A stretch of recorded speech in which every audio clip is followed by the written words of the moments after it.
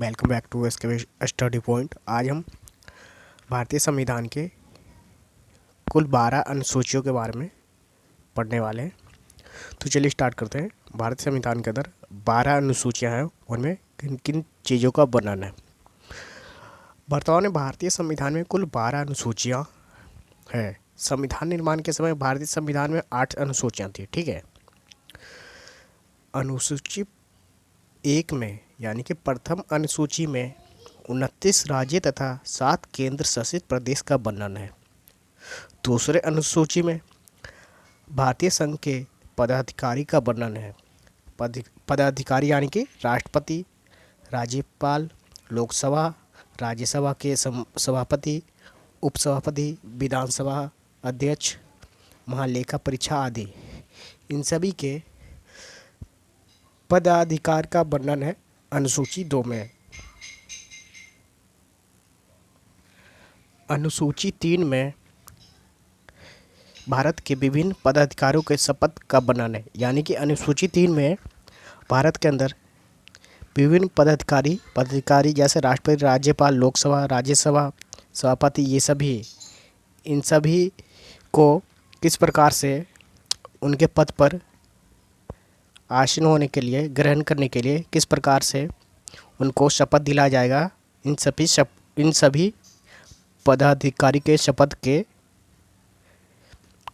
उल्लेख किया गया है अनुसूची 3 में।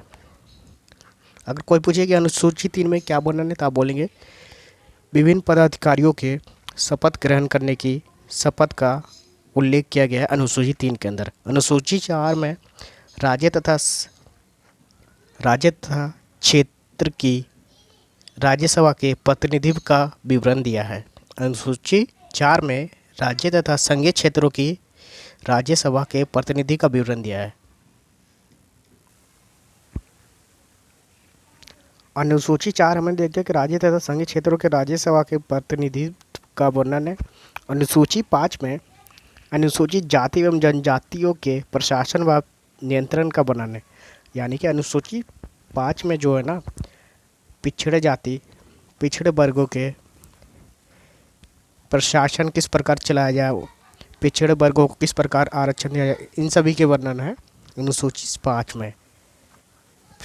अनुसूचित जाति एवं अनुसूचित जनजाति के प्रशासन का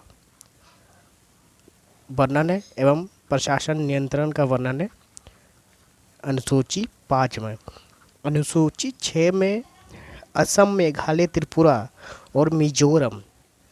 अनुसूची 6 में असम, मेघालय, त्रिपुरा और मिजोरम राज्य के जनजातीय क्षेत्रों का प्रावधान का वर्णन है। अनुसूची 7 में केंद्र राज्य के बीच शक्तियों का बंटवारा है। इसके अंतर्गत 3 प्रकार के सूची दिया गया है: केंद्र सूची, राज्य सूची एवं समवर्ती सूची।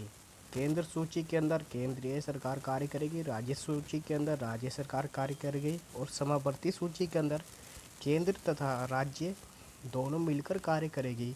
लेकिन समवर्ती सूची के अंदर केंद्र का ज़्यादा अधिकार चलेगा, जो अनुसूची 7 में दिया हुआ है भारतीय संविधान के अंदर। अनुसूची 8 में संविधान द्वारा 22 भाषाओं का मान्यता प्राप्त है। भारतीय संविधान के अंदर 22 भाषाओं का मान्यता प्राप्त है, जो अनुसूची 8 में वर्णन है। अनुसूची 9 में ये अनुसूची 1951 में जोड़ा गया। अगर कोई मौलिक अधिकार का उल्लंघन करे तो उच्चतम न्यायालय के पास जा सकते हैं। इस अनुसूची में अब तक 283 अधिनियम है। अगर कोई मौलिक अधिकारों का उल्लंघन करेंगे तो आप उच्चतम न्यायालय के पास जा सकते हैं।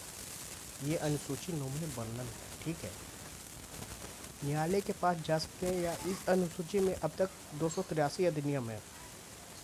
अगर पूछिए किस अधिनियम में 283 अधिनियम है, किस अनुसूची में 283 अधिनियम पूछ लिया जाए तो आप बोलेंगे अनुसूची 9 में 283 अधिनियम का उल्लेख है। अनुसूची 10 में दल बदल कानून का उल्लेख है। अनुसूची 11 में पंचायती राज्य से संबंधित है। अनुसूची 12 में शहरी क्षेत्रों के स्थानीय शासन से संबंधित है, जिनमें 18 विषय हैं। अनुसूची 12 जो है ना, शहरी क्षेत्रों के स्थानीय शासन व्यवस्था से संबंधित है। अनुसूची 12 में 18 विषय शामिल हैं। अगर इस प्रकार का कंटेंट आपको पसंद आता है तो आप इसके स्टडी पॉइंट चैनल को लाइक, शेयर एंड सब्सक्राइब कीजिए। धन्यवाद।